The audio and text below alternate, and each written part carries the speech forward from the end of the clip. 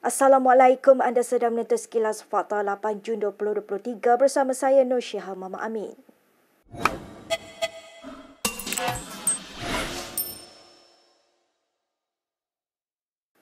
Kerajaan Singapura memohon maaf atas keceluparan pelawak Jocelyn Chia yang menghina Malaysia dalam persembahannya. Menegaskan Chia bukan lagi rakyat Singapura, Pesuruhjaya Tinggi Singapura ke negara ini, Vanu Gopala Menon berkata dia sendiri terkejut dengan komen yang tidak patut dilontarkan itu.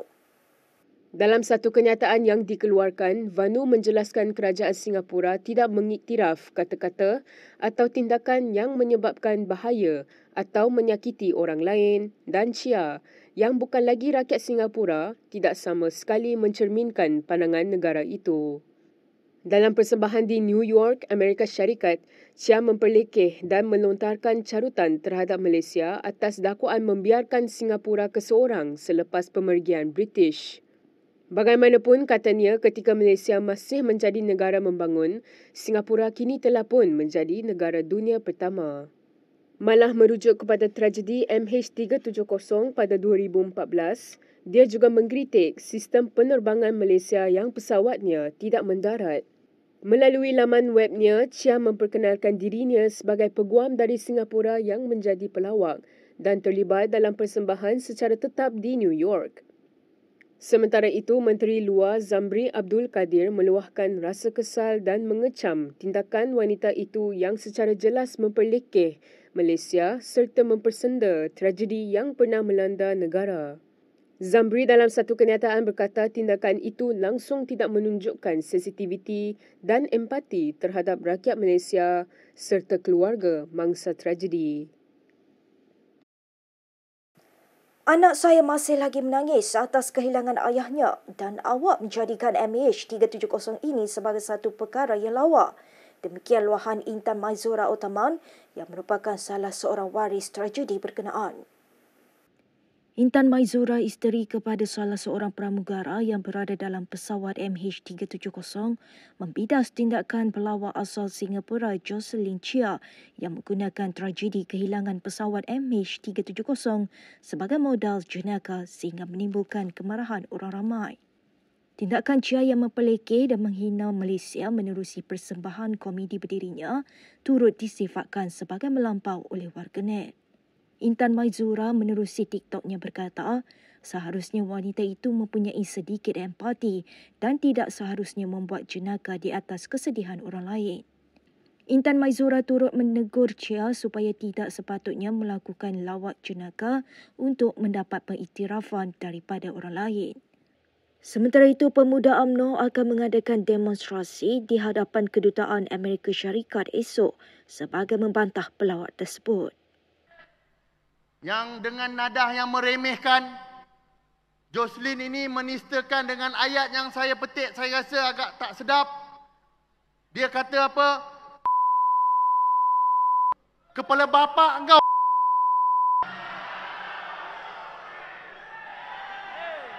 Hei!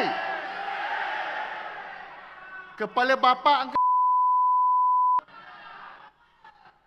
Ini satu penghinaan yang tidak boleh diterima oleh pemuda UMNO. Ini satu penghinaan yang tidak boleh diterima oleh seluruh rakyat Malaysia. Dan atas nama solidariti pemuda-pemuda yang ada di dalam ini, saya menyeru kepada semua pemuda yang berada di atas pentas maupun di depan saya untuk kita sama-sama turun ke jalanan, berhimpun di hadapan Kedutaan Amerika pada esok jam 2.30 petang untuk kita berikan surat bantahan ini. Anak jantan ke tak anak jantan? Aku dah sincin tangan ni, anak jantan ke tak anak jantan? Kalau anak jantan, besok 2.30 petang kita jumpa dekat depan Kedutaan Amerika. Boleh? Baik, kita ke berita seterusnya. Kegagalan Muhammad Sanusi Maknur bertindak segera terhadap laporan portal berita FMT menunjukkan Menteri Besar Kedah benar-benar membuat kenyataan mahu perlembagaan negara dipindah. Mengulas mengenai kontroversi itu, Lim Kuan Eng berkata, selepas 7 hari laporan tersebut disiarkan, pemimpin PAS terbabit tidak boleh membuat penafian begitu saja sambil cuba menegakkan benang yang basah. Mengulas lanjut, Kuan Eng berkata Menteri Besar Kedah itu tidak sepatutnya cuba menyalahkan FMT atas dakwaan salah lapor setelah menafikan yang dia menuntut Perlembagaan Persekutuan dipindah untuk mendapatkan semula Pulau Pinang.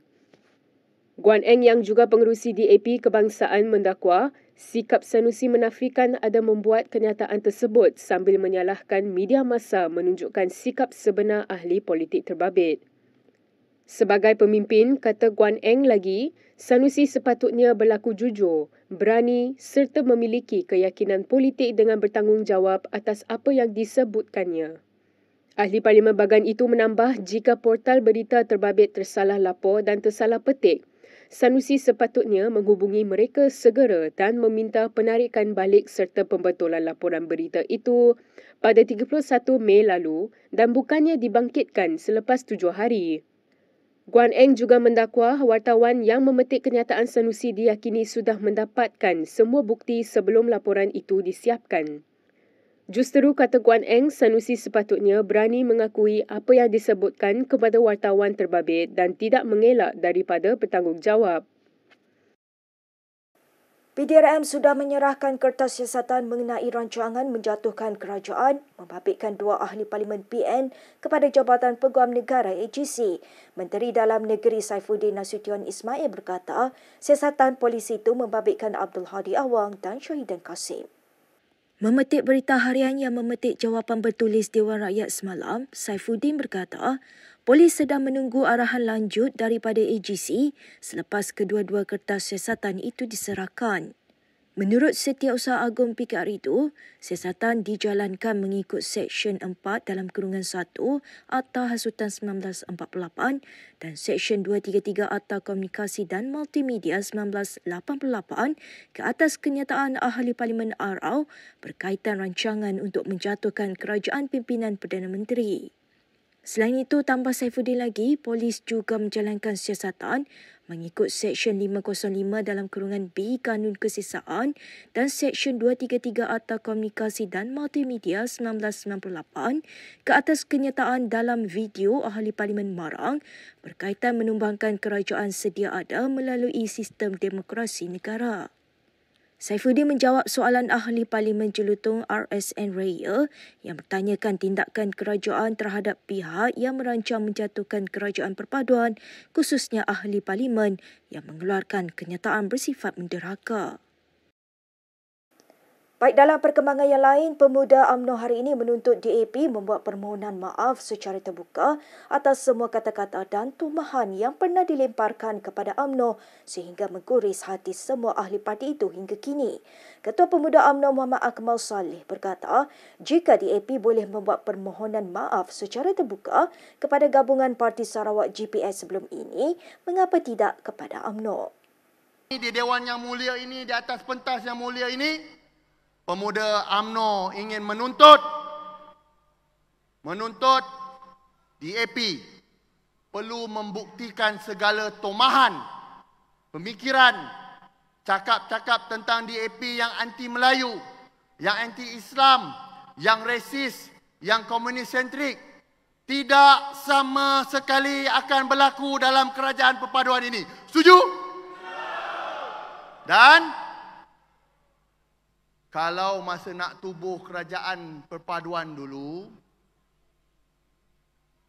DAP boleh terbang ke Sarawak berjumpa dengan GPS meminta maaf. Maka hari ini, kalau nak lembutkan hati orang UMNO, kalau betul-betul suci nak menjalinkan tali persahabatan ini, kita mohon DAP tarik balik atas segala tomahan yang diberikan kepada UMNO dulu.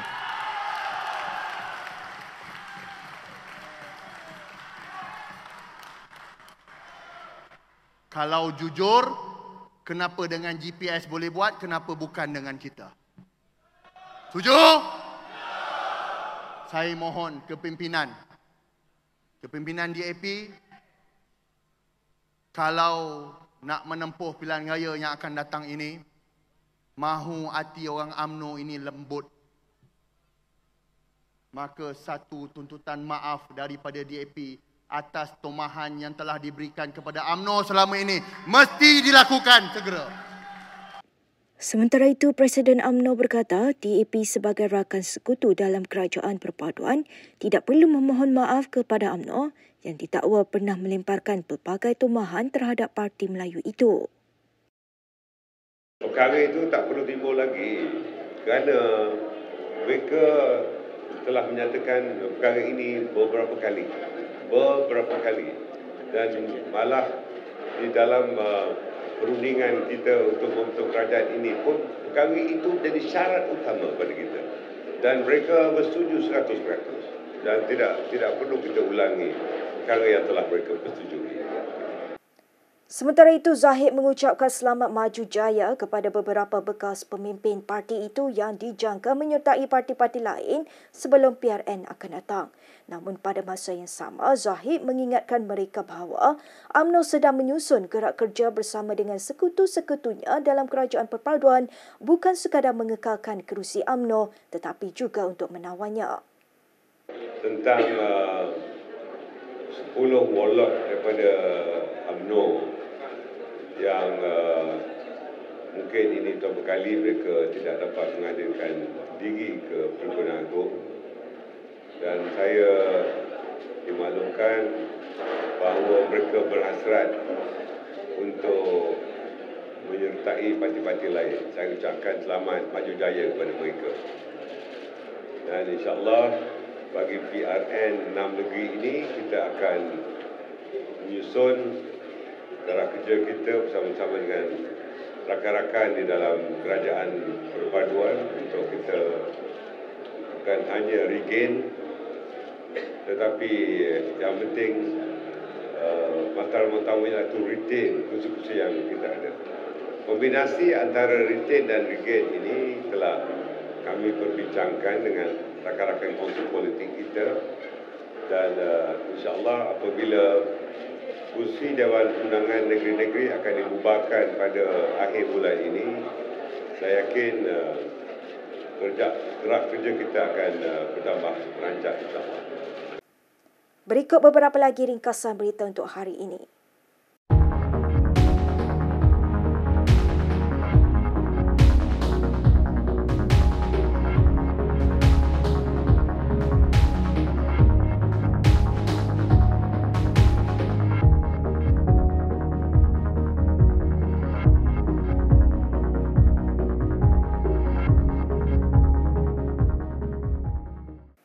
Sekian sahaja daripada saya, Nur Syah Muhammad Amin untuk Sekilas Fakta.